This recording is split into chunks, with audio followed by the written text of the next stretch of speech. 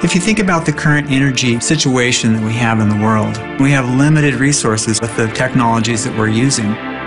We have essentially doomed ourselves to failure and are depending on the upcoming generation to help us get out of that mess. The choices that we begin to make are critical in terms of what natural resources we'll have available to us. So it isn't enough just to do the right thing. It economically makes sense.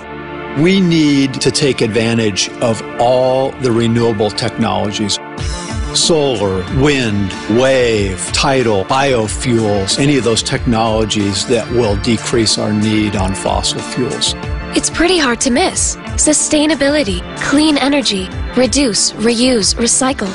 As our collective carbon footprint gets larger, governments, businesses, and people all over are increasingly focused on green practices, and the demand for green jobs is growing. The whole green sector, energy efficiency, clean power production, better appliances, that's where all of the new jobs are going to come from.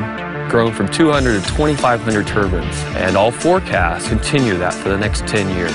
So there's going to be huge growth continuing going forward, and the need for many more technicians. It's most definitely a growing field. As more and more communities develop recycling programs, composting programs, implement hazardous waste programs, there's going to be job growth.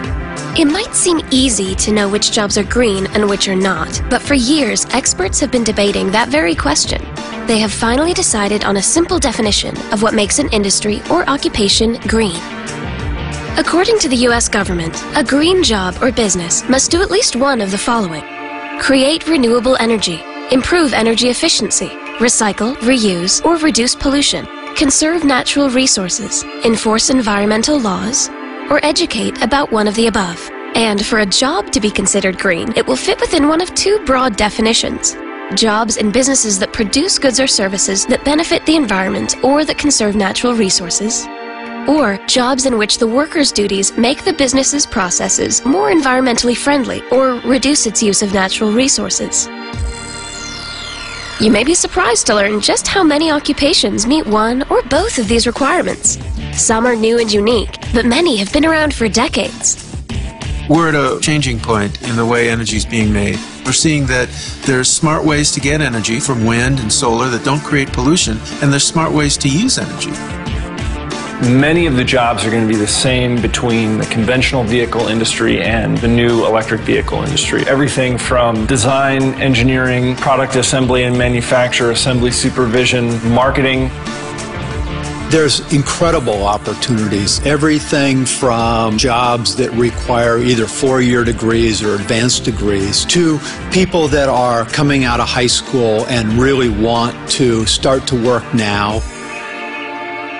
We have fish biologists, we have wildlife biologists, wetlands biologists who are worried about insects, butterflies, or plant species. People working in compliance that do permits, and they do the planning part, and they coordinate research. Green jobs can be found at all levels, for all interests and skill sets, and in just about every industry. From occupations that have been around for decades, even centuries, to new fields we are only beginning to imagine. To find your niche, you'll need to assess what you're good at and what your interests are.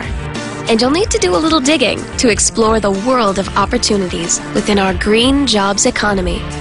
This challenge is an enormous opportunity to both create a more livable planet as well as provide great economic return for the participants. And that's everybody from the people who are investing in new ideas as well as people who are making their livelihood creating new technologies.